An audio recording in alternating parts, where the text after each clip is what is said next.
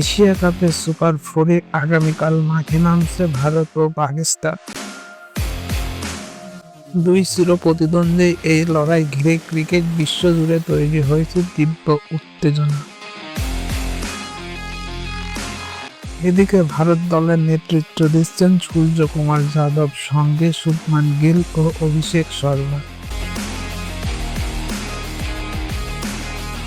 পাকিস্তানের দলে আছেন ফখরুজ্জামান, শাহিনশাহ আফ্রিদি ও সালমান আলী।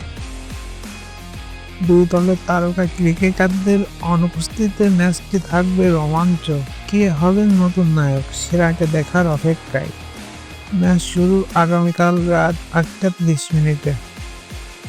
সো গাইস, ভারত পাকিস্তান ম্যাচে কে হবেন জয়ী, কমেন্টে জানাবেন। ভিডিওটি ভালো লাগলে একটি লাইক ও একটি সাবস্ক্রাইব করে দেবেন।